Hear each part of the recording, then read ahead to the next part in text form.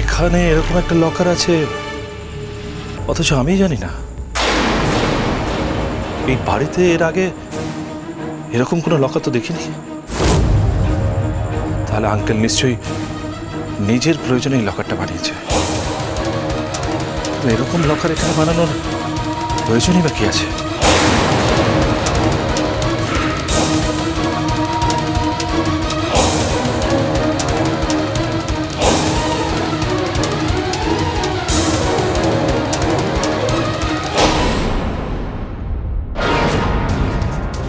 এটা তো বন্ধ, কিন্তু এর মধ্যে কি আছে? আবির যা বলেছে তাই।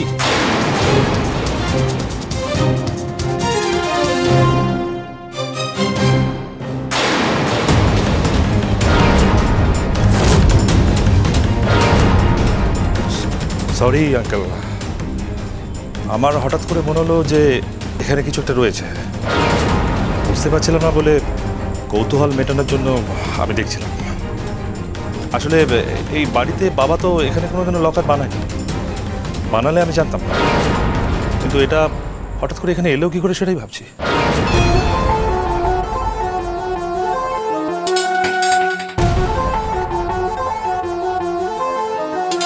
I'm sorry.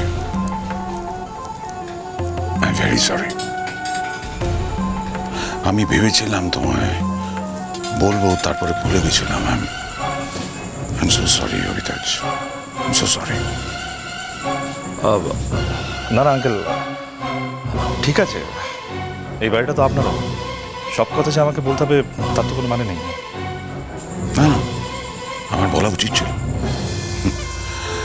আসলে তোমার মনে আছে তুমি তোমার বিয়ের আগে কিছুদিনের জন্য অফিসের কাছে বাইরে গেছিলে? হ্যাঁ আঙ্কেল, আমি 10-15 দিনের জন্য একটা কেসে বাইরে গিয়েছিলাম। এক্স্যাক্টলি, সেই সময় আমি এই লকারটা তৈরি করাই। ভেবেছিলাম যে তুমি ফিরে আসলে তোমায় জানাবো, কিন্তু তুমি ফিরে আসার পর বিয়ের তোড়জোড় করতে আমরা ব্যস্ত হয়ে পড়লাম, মাথা থেকে বেরিয়েই গেল। ওই বাড়ির দরকারি কাগজপত্র, আমার ব্যবসা ডকুমেন্টস, এগুলো সিকিউর করে রাখার জন্য এই লকারটা তৈরি করা।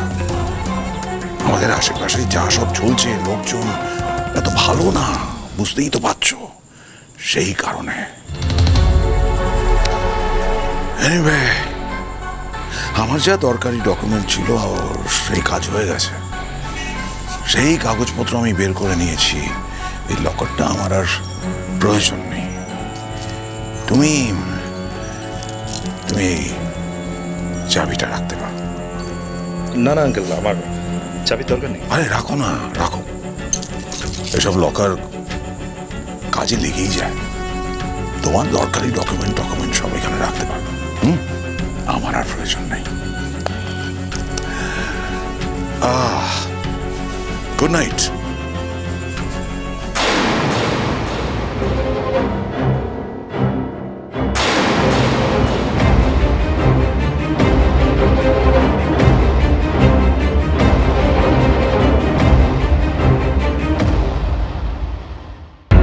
কিছু পাওয়া যায়নি? লকার আছে তো ওখানে? আবির, তুমি ঠিকই বলেছো, এখানে একটা লকার আছে। আঙ্কেল তো আমাকে প্রায় ধরেই ফেলেছিল। তারপর নিজেই নিজের সাফাই দিতে বললো যে আমি যখন 10-15 দিনের জন্য একটা কেসের জন্য বাইরে গিয়েছিলাম তখন বানানো হয়েছিল এই লকার, ব্যবসার কোনো জরুরি কাজে। মিথ্যে কথা, সব মিথ্যে কথা। ওখানেই রানা রয় চৌধুরী সমস্ত অতীতে প্রমাণ আছে যেটাতে ওর মুখোশ খোলা সম্ভব। কিন্তু আঙ্কেল যদি বুঝে গিয়ে থাকে যে আমি সন্দেহ করছি, আর সেই কারণেই যদি ওগুলো ওখান থেকে সরিয়ে দেয়, তাহলে বাড়িতে আমি কোথায় খুঁজবো? অভিতাজ, তবে তুমি সতর্কে থেকো। ও কিন্তু দারুণ ধূর্ত, ও সব কিছু করতে পারে। ও যদি একবার বুঝে যায় আমরা ওকে ধরে ফেলেছি, তাহলে পালানোর চেষ্টা করবে। ও তোমার ক্ষতি করতে পারে। ওর দিদিভাই যদি কোনো ক্ষতি... আবির, তুমি একদম চিন্তা করো না, সেটা কোনোভাবেই হবে না, আমি হতে দেব না। স্ত্রীরও কোনো ক্ষতি হতে দেব না, আর পালাতেও আমি দেব না। ওকে, এখন রাখছি। আবির, এবার তোমাকে একটু এই ঘরটা ছাড়তে হবে। কেন? দেখো আবির, এত বিপর্যয়ের পর তুমি আবার পেখমকে ফিরে পেলে, তাই একটা ছোট্ট করে সেলিব্রেশন হবে না?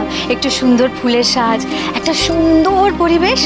তাই তো আমি মেজ বৌদিকে বললাম একটু ফুল এনে দাও, আমরা তোমার ঘরটা সাজিয়ে দিই। তুমি কিন্তু আর কথা বাড়াবে না, এবার ঘরটা ছাড়ো না। পেখম বাইরে আছে, তুমি গিয়ে কথা বলো, ততক্ষণ আমরা তোমার ঘরটা সাজিয়ে দিই। কৌশিকী, এটা তুমি ঠিক করোনি, মানে আমাকে জিজ্ঞেস করা দরকার ছিল। আরে ও ভুলটা কি করেছে? হ্যাঁ, সত্যি তো তোমাদের দুজনের কাছে আজকের দিনটা স্পেশাল। কতদিন পর পেখম ফিরে এসেছে বলো তো? তোমারই তো বেশি উৎসাহ থাকা দরকার আবির। এসবের কোনো প্রয়োজন নেই। মানে তোমাদের হয়তো মনে হচ্ছে পেখম এতদিন পর ফিরেছে, কিন্তু আমার সেটা মনে হচ্ছে না।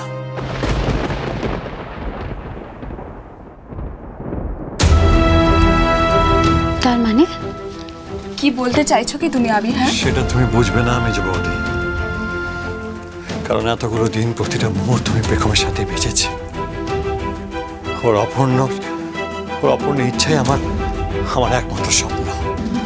আরে বাবা, আমরা তো জাস্ট কয়েকটা ফুলের পাপড়ি দিয়ে বিছানাটা সাজাবো। পেখম কিন্তু অনেকক্ষণ বললাম তো প্রয়োজন নেই। কৌশিকী, তুমি ফ্লাওয়ার ভাসটা সাজাও তো, আমি বিছানাটা সাজাচ্ছি। আজ হবে তোমাদের দ্বিতীয় ফুল সজ্জা। শোনো মেজ বৌদি, আরে কি করছো? এগুলো কোনো দরকার নেই। আরে মানা কৌশিকী, কৌশিকী, প্রয়োজন নেই বললাম তো। কেন কেন কথা শুনছো না তোমরা? আরে দরকার নেই। পেখম, এসো আমার সাথে, এসো।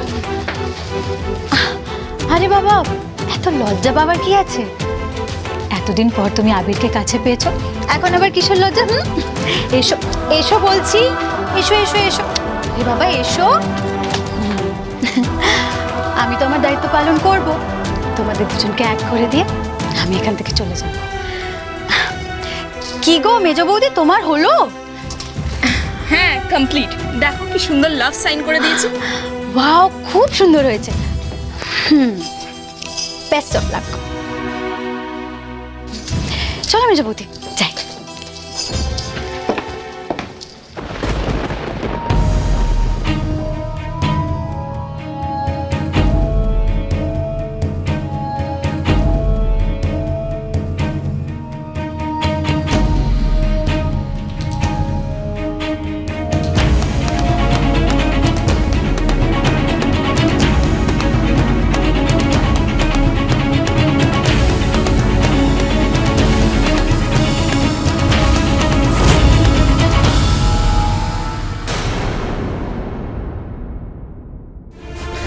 তোমার তো গলা কাঁপছে রানা রায় চৌধুরী। আর কত মিথ্যে বলবে? তোমার কাছে এখনো 8 ঘন্টা সময় আছে।